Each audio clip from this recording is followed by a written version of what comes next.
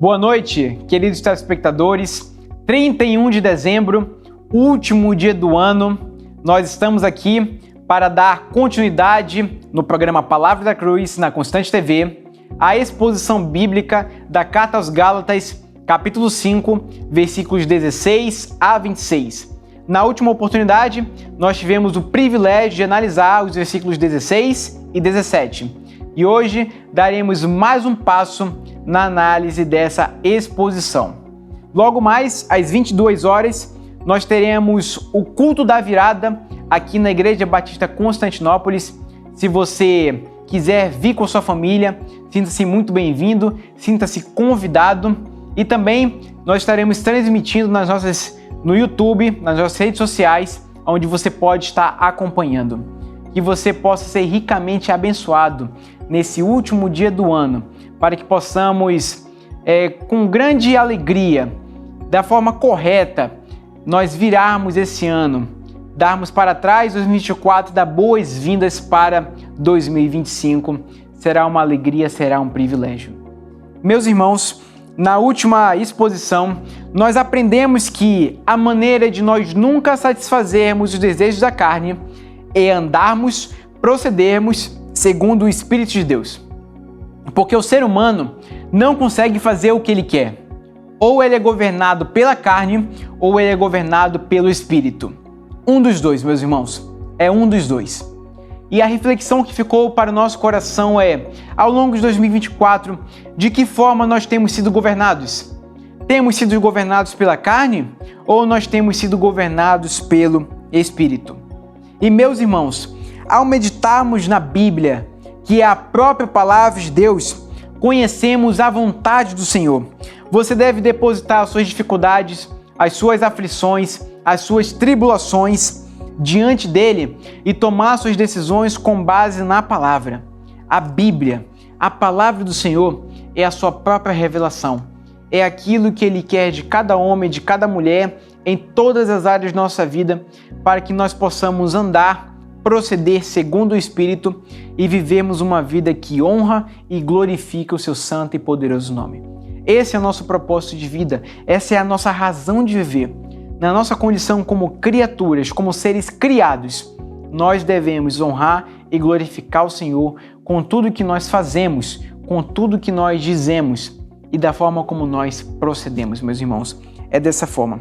Por meio do Filho de Deus, Jesus Cristo, nós não somos mais escravos do pecado, somos servos do Senhor e nós podemos agora, por intermédio do Espírito Santo, viver uma vida santificada diante do Senhor. Meus irmãos, o versículo 18 vai nos dizer: mas, se sois guiado pelo Espírito, já não estáis debaixo da lei. E Paulo vai nos dizer mais para frente que contra essas coisas, contra o fruto do Espírito, não existe lei, porque estamos procedendo conforme a lei moral do Senhor, conforme a palavra de Deus, conforme seus santos preceitos, de livre e espontânea vontade, conduzidos pelo Espírito Santo no nosso coração. Então, se realmente nós somos guiados pelo Espírito, já não estamos mais debaixo da lei, meus irmãos. Paulo vai nos advertir e nos orientar seriamente em relação a isso, para nós sabermos de que forma nós temos vivido, principalmente no contexto daquela época, como nós verificamos na exposição passada, que a seita dos judaizantes desejavam disseminar heresias dentro da igreja, dizendo que não era somente por intermédio de Jesus Cristo que nós alcançávamos a salvação. Não! Além disso, você deveria observar os preceitos da lei judaica. Você deveria realizar a circuncisão, você deveria guardar o sábado, você deveria realizar os sacrifícios, participar das festas religiosas. Aí sim você teria êxito em alcançar a salvação. Mas Paulo aqui está escrevendo a carta aos Gálatas para justamente nos dizer completamente o contrário. É por meio da graça, é por intermédio do Filho de Deus, é por intermédio do Messias, Jesus Cristo, que nós alcançamos a salvação. E dessa forma já não somos mais escravos do pecado, nós somos guiados e conduzidos pelo Espírito Santo. E o apóstolo Paulo vai dar prosseguimento no texto aqui de Gálatas capítulo 5, versículos 16 a 26, nos dizendo e especificando quais são as obras da carne. Ele diz assim a partir do versículo 19: as obras da carne são evidentes, a saber, imoralidade, impureza e indecência, idolatria e feitiçaria, inimizades, rivalidades e ciúmes, ira, ambição egoísta, discórdias, partidarismo e inveja, bebedeiras, orgias e coisas semelhantes a essas, contra as quais os previno, como já vos preveni antes. Os que as praticam não herdarão o reino de Deus. Meus irmãos, Paulo inicia descrevendo o que eu posso afirmar para você como sendo um dos pecados mais perigosos os quais enfrentamos. Ele inicia dizendo: as obras da carne são evidentes, a saber, imoralidade, impureza e indecência. Meus irmãos, nos nossos tempos atuais, a sexualidade tomou proporções globais.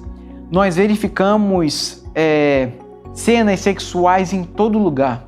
Nós verificamos em comerciais, verificamos em outdoors, verificamos na internet, no cinema, na arte, na literatura, em todo o mundo, no mercado, no comércio, que é altamente lucrativo. E nós somos expostos a essas cenas todos os dias da nossa vida. Isso nos instiga a esse ato pecaminoso que Paulo vai descrever como obras da carne, imoralidade, impureza e indecência, meus irmãos. Está presente em todo lugar. E nós, como cristãos, nós devemos ter o extremo cuidado com esses pecados. Porque todo homem, toda mulher é submetido a esses pecados. Em algum grau, o nosso coração é imoral. E nós devemos ter todo o cuidado e devemos verificar com base na palavra do Senhor a forma como nós devemos proceder mediante isso. Então, meditando na palavra do Senhor, como nós falamos na exposição passada, que você vai conhecer a vontade de Deus para a sua vida, não somente nessa área, mas em todas as áreas que circulam e roda a vida do cristão. Vivemos no mundo, então nós devemos saber como combater esses pecados e como combater esses desejos e paixões que muitas vezes se manifestam no nosso coração. E meus irmãos, eu gostaria de destacar especificamente sobre a imoralidade, impureza e indecência, destacando 3 aspectos nas quais podemos combater e verificar como a palavra de Deus nos instrui em relação a isso. Então, primeiro, Paulo, escrevendo à igreja de Corinto, diz em 1 Coríntios capítulo 6, versículo 18, fugir da imoralidade. Qualquer outro pecado que o homem comete é fora do corpo, mas quem pratica imoralidade peca contra o seu corpo. Aqui a Bíblia está nos instruindo que é um pecado no qual nós devemos fugir, meus irmãos. Nós devemos correr. Nós não temos a capacidade, não temos o poder de resistir, de enfrentar esse pecado. A palavra diz claramente que nós devemos fugir da imoralidade, nós devemos correr, meus irmãos. Porque qualquer outro pecado é fora do corpo, mas esse pecado nós cometemos contra o nosso próprio corpo. E nós sabemos, com base na palavra, que o nosso corpo é templo do Espírito Santo. Ele habita dentro de nós, ele está conosco, dentro do nosso coração, meus irmãos. E nós não podemos desonrar os nossos corpos, não por conta de nós, mas porque é a habitação do Espírito Santo, que é o poder da presença de Deus nas nossas vidas. Então, meus irmãos, nós não podemos realizar essas práticas. A Bíblia nos instrui que possamos fugir. Você deve se recordar uma história muito famosa da Bíblia, a história de José, onde nós verificamos que a esposa de Potifar, o seu patrão naquele momento, desejava muito ter ele, desejava ter relações com ele. Porém, José ele foge a ponto de deixar a sua capa nas mãos da esposa de Potifar.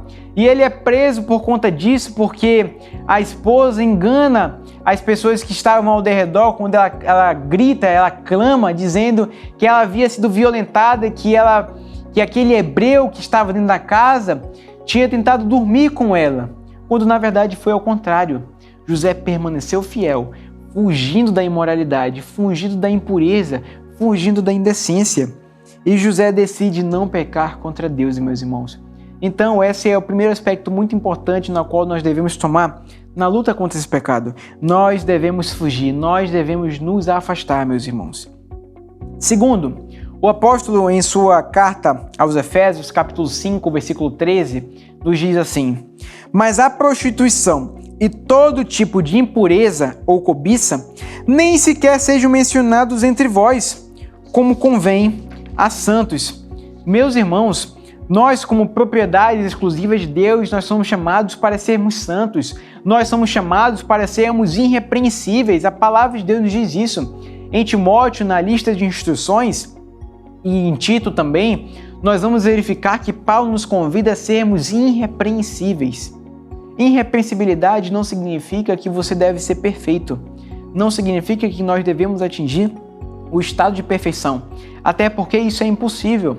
Nós, com a nossa natureza pecaminosa, continuaremos a pecar enquanto vivemos nessa terra. Nós teremos a glorificação, nos livraremos completamente do pecado quando nós estivermos na glória com Jesus Cristo, eternamente para todo sempre. Mas por enquanto ainda temos a natureza pecaminosa habitando dentro do nosso coração. E nós devemos combater isso seguindo a palavra do Senhor, e nos convida a sermos irrepreensíveis.